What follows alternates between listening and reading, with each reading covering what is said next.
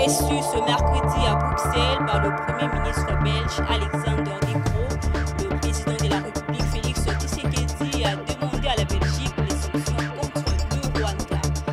Depuis, les opérateurs de la filière de bananes ont exporté 22 521 tonnes en janvier 2024, selon les données compilées par l'Association camerounaise de la banane. Madame, Messieurs, bonsoir et bienvenue dans ce journal. J'ai demandé à la Belgique des sanctions contre le Rwanda. Ces propos émanent du président Félix Tshisekedi qui a été reçu ce mercredi à Bruxelles par le ministre belge Alexander De Croo. Devant la presse, le président congolais a donné aussi sa position quant à l'accord entre l'Union européenne et le Rwanda. Suivez.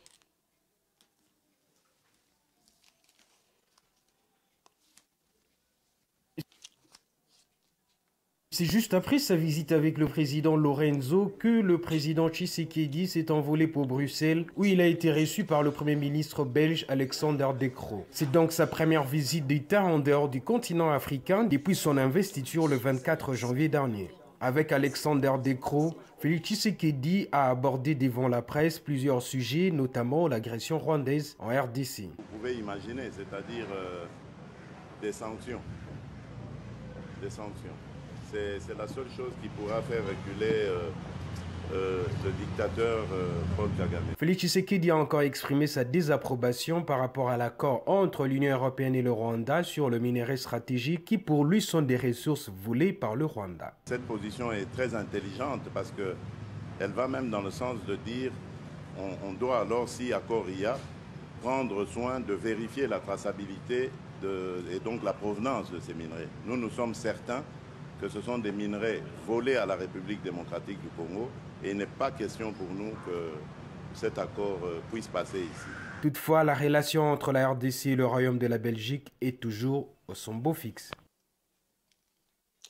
Bientôt, une mission mixte gouvernement-Assemblée nationale sera dépêchée au Nord Kivu en guise de réponse institutionnelle au drame humanitaire qui connaît la province en proie à l'insécurité. C'est ce qui ressort d'un échange que le Premier ministre Sama Lukonde a eu ce mardi 27 février avec un caucus des députés élus de cette province. Fiston Leko pour plus de détails. Cette crise humanitaire est consécutive à l'occupation de certaines localités dans les territoires de Rutshuru et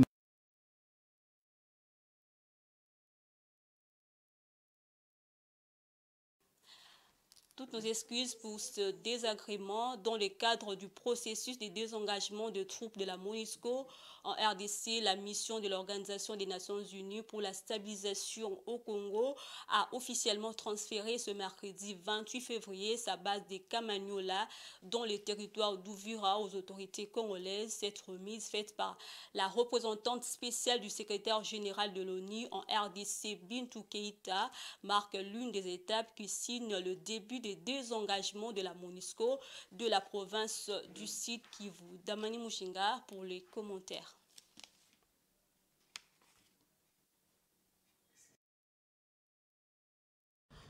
Renouvelé pour une durée d'un an le 19 décembre 2023 par le Conseil de sécurité, le mandat de la MONUSCO avait comme axe fort le démarrage du désengagement de la mission onusienne en République démocratique du Congo. La première phase a commencé avec la province du Sud Kivu dans le territoire d'Uvira, où Bintou Keïta a procédé à la remise de la base de Kamanyola aux autorités congolaises.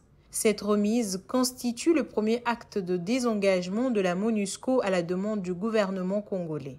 Kamanyola est la première base de la MONUSCO au Sud Kivu qui ferme, après la signature conjointe par le gouvernement de la République démocratique du Congo et la MONUSCO le 21 novembre 2023 de la note sur le retrait accéléré, progressif, ordonné et responsable de la MONUSCO de la République démocratique du Congo.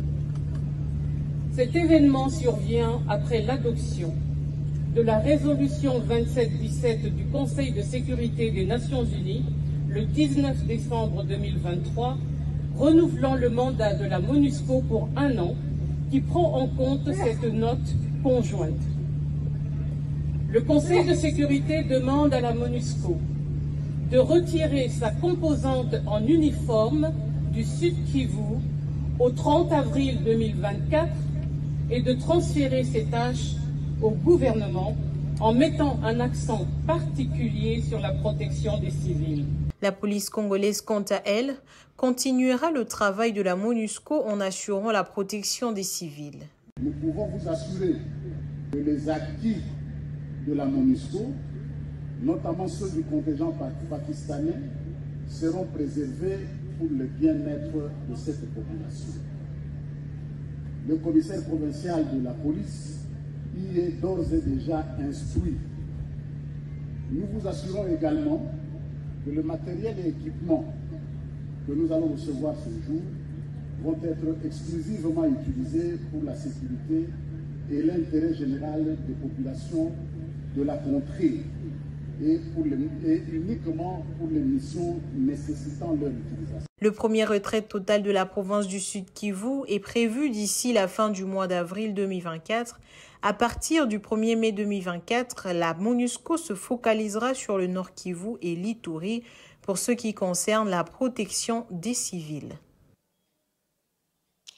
Parlons toujours de la sécurité. Saké, au Nord Kivu, à mesure que les affrontements s'intensifient, les populations fuient leur domicile. La violence est âpre. Saké, localité à 25 km de Goma, se voit vidée de ses populations. Nous avons recueilli des témoignages des déplacés en proie à la famine et livrés à eux-mêmes. Ils exhortent les autorités à mettre fin à la guerre. Je vous propose de suivre en exclusivité les témoignages d'une femme de Saké qui a trouvé refuge à Goma. Suivez.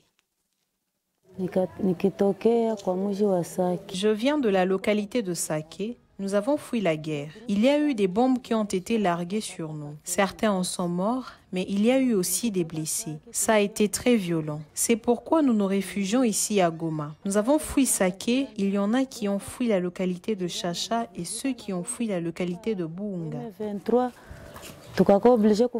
Nous avons été victimes du bombardement du M23. Nous sommes venus à pied. Nous sommes partis de nos localités seuls avec nos enfants, sans avoir rien emporté. Nous sommes partis de Saké à 5 heures et c'est seulement à 18 heures que nous sommes arrivés à Goma. 18h à Mangarubi. Cela a été pénible de voyager sans manger ni boire. La vie est très difficile ici. Nous appelons les autorités de nous venir en aide. Devant l'urgence, nous avons choisi de sauver nos vies d'abord.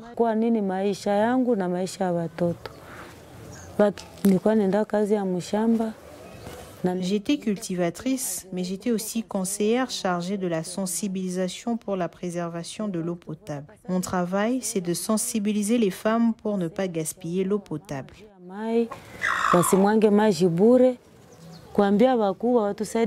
Ma seule prière est que les autorités mettent fin à la guerre.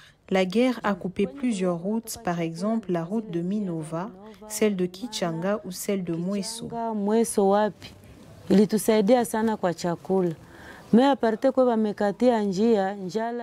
C'est ce qui accentue la famine. Le M23 a coupé la route, on ne peut plus aller dans les champs et le prix des denrées alimentaires ont fortement augmenté.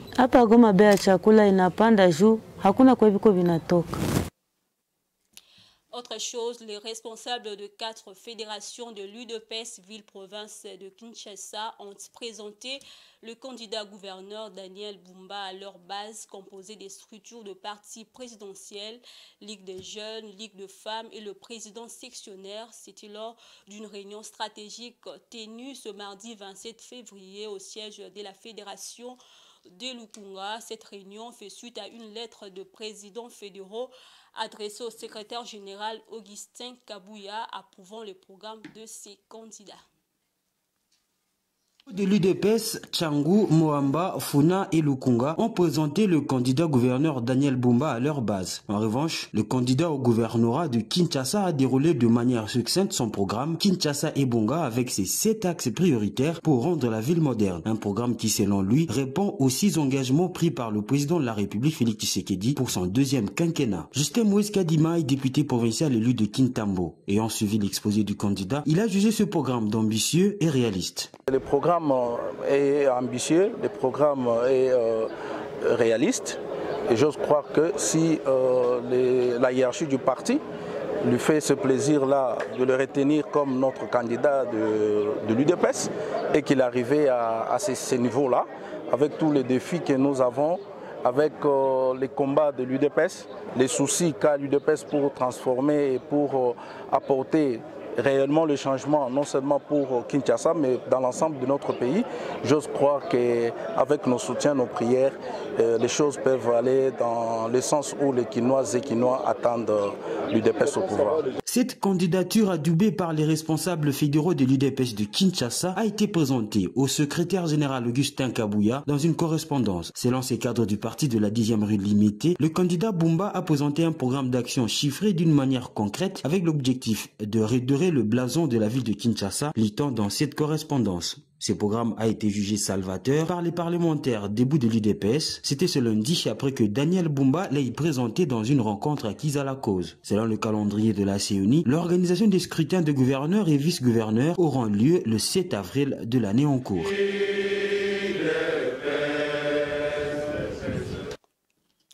Et puis les prix de produits des grandes consommations vendus à Kinshasa en République démocratique du Congo hausse sur les différents marchés de la ville, précisément au marché Zando. Interrogé à ces sujets, les vendeuses évoquent le problème de transport. Suivez les reportages de Francine Moukeba et Giscard Tamba.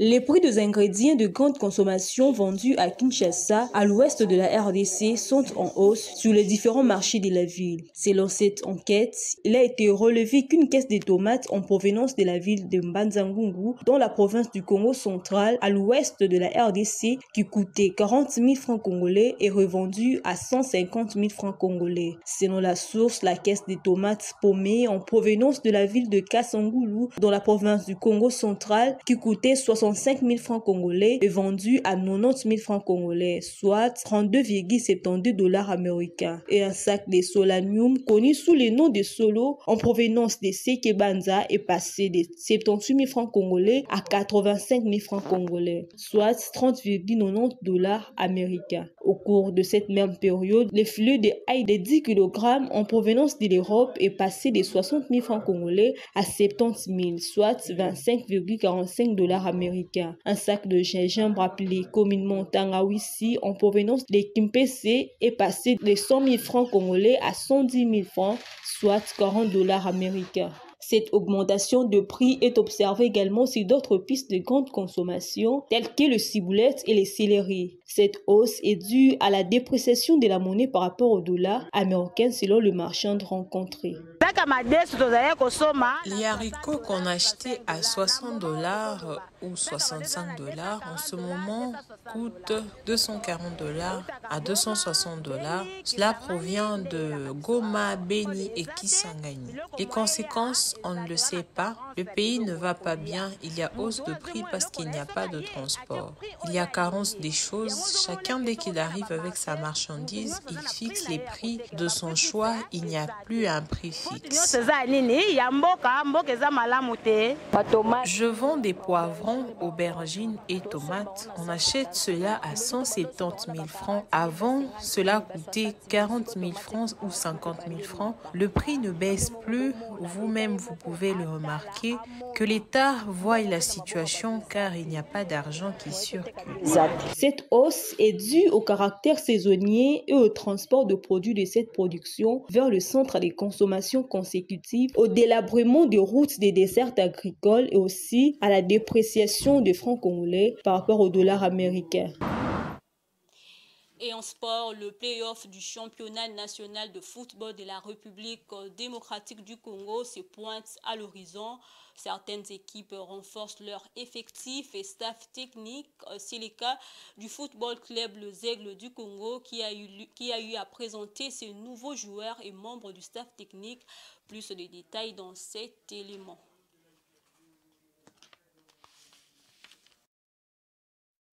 À quelques jours du début des playoffs de la 29e édition du championnat de la Ligue nationale de football de la RDC, le FC Les Aigles du Congo a présenté officiellement ses nouveaux joueurs et membres du staff technique qui vont étoffer son effectif pour le permettre d'atteindre ses objectifs aux playoffs.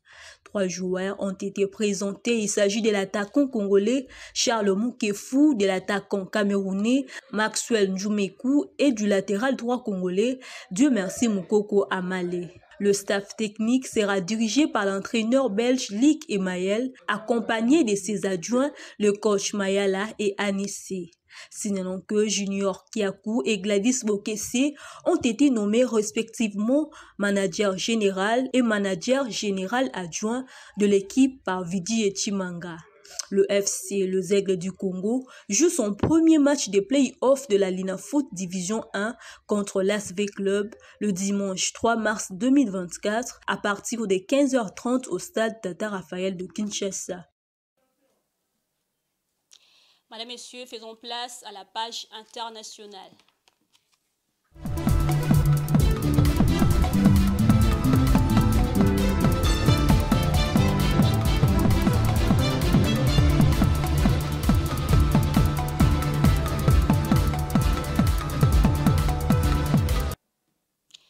En janvier 2024, les opérateurs de la filière banane ont exporté 22 521 tonnes de ces fruits selon les données compilées par l'Association camerounaise de la banane. L'opérateur public camerounais Développement Corporation a enregistré 2 fois de suite des exportations de plus de 3 000 tonnes depuis l'arrêt de la production en septembre 2018 en raison de la crise sécuritaire dans les régions anglophones. L'entreprise peine à atteindre ses quotas d'exportation. Suivez.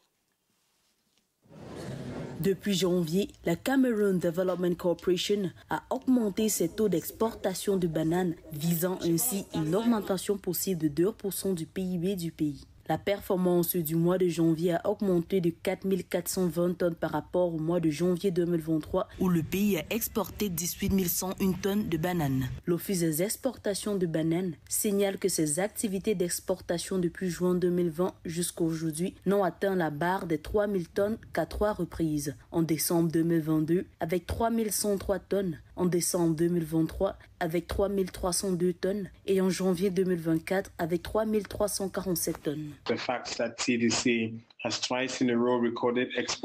Il faut saluer le fait que la CDC ait enregistré à 2 reprises plus de 3 000 tonnes d'exportation. Nous espérons que cette dynamique perdure afin que la CDC puisse rembourser ses dettes et payer ses employés. En termes de développement économique, la CDC est un organisme parapublic important et ses exportations contribuent aux recettes du gouvernement. Elle détermine le montant que le gouvernement peut consacrer aux infrastructures. Les entreprises comme la CDC ont enregistré des pertes au cours des dernières années et doivent s'assurer qu'elles réalisent des bénéfices tout en augmentant leurs exportations.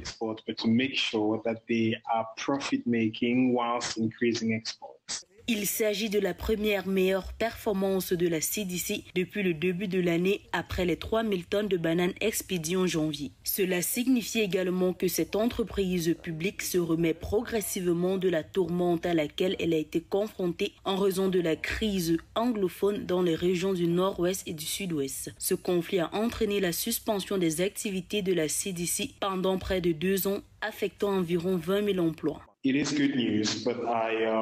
C'est une très bonne nouvelle, mais je continue à condamner la nationalisation des richesses parce qu'elle n'est plus rentable pour les entreprises comme la CDC qui doivent être privatisées ou dont la majorité des actions doivent être privatisées afin d'augmenter la productivité. L'augmentation des exportations de bananes enregistrées dans le secteur camerounais se traduit par ces recettes d'exportation supplémentaires pour le pays et des revenus accrus pour les producteurs. La banane est depuis longtemps l'un des principaux produits d'exportation du Cameroun, notamment vers les pays de l'Union européenne. Et puis, les investissements directs étrangers égyptiens ont atteint 10 milliards de dollars au cours de l'exercice 2022-2023, marquant leur plus haut niveau en 15 ans. Ces chiffres représentent une augmentation de 12,3% par rapport à l'exercice 2021-2022. Les créations et expansions de nouvelles entreprises ont contribué à ce flux d'investissement à hauteur de 37% pour l'exercice 2023-2024, l'Égypte s'est fixé pour objectif d'attirer 12 milliards de dollars d'investissements directs étrangers. L'Égypte a connu une progression remarquable de ses investissements directs étrangers au cours de l'exercice 2022-2023. Les entrées nettes d'investissements directs étrangers dans le pays ont augmenté pour s'établir à 10 milliards de dollars durant la dite période, soit une hausse de 12,3% par rapport à l'exercice 2021-2022. Cette performance représente le taux de croissance le plus élevé des investissements directs étrangers dans le pays d'Afrique du Nord en 15 ans, d'après l'Autorité générale pour l'investissement et les zones franches, GAFI. Il n'y a rien de surprenant à la hausse des investissements étrangers en Égypte. Il faut rappeler quand même qu'en Afrique, c'est la deuxième économie qui rassemble le plus d'investissements étrangers, notamment dans l'immobilier et le tourisme. C'est une destination plutôt privilégiée qui rassemble près de 25% des investissements étrangers liés à ce secteur-là. Les données de GAFI montrent qu'au cours des 9 dernières années, à l'exception de la période du Covid-19, les entrées nettes d'investissements directs étrangers dans les secteurs non pétroliers ont atteint 11 milliards de dollars. Les bénéfices non répartis à des fonds de réinvestissement constituaient la principale composante de ces investissements, soit 44%. De plus, les créations et expansions de nouvelles entreprises ont contribué à ce flux d'investissement à hauteur de 37%. C'est une réelle bouée de sauvetage pour l'Égypte parce que c'est une économie qui reste fragile, notamment depuis la guerre en Ukraine. On sait que l'économie égyptienne vacille, notamment à travers une crise de liquidité qui est provoquée par le déséquilibre structurel de son économie. Et puis il y a un facteur qui est venu aggraver cette situation, c'est la guerre à Gaza. L'Autorité générale pour l'investissement et les zones franches indique qu'au cours de l'exercice 2022-2023, 26 licences dorées ont été accordées pour des projets couvrant des activités de production dans les secteurs industriels, alimentaires, agricoles, humanitaires, technologiques et touristiques. L'Égypte reste le deuxième bénéficiaire d'investissements directs étrangers en Afrique après l'Afrique du Sud, selon la Conférence des Nations Unies sur le commerce et le développement. Pour l'exercice 2023-2024, le pays vise 12 milliards de dollars d'entrées d'investissements directs étrangers. Ce journal est terminé. Je vous rappelle le titre. Reçu ce mercredi à Bruxelles par le Premier ministre belge Alexander De Croo, le président de la République Félix Tshisekedi a demandé à la Belgique des sanctions contre le Rwanda. Depuis, les opérateurs de la filière de bananes ont exporté 22 521 tonnes en janvier 2024, selon les données compilées par l'Association camerounaise de la banane. Madame, Messieurs, c'est la fin de ce journal. Merci à vous de l'avoir suivi. Au revoir.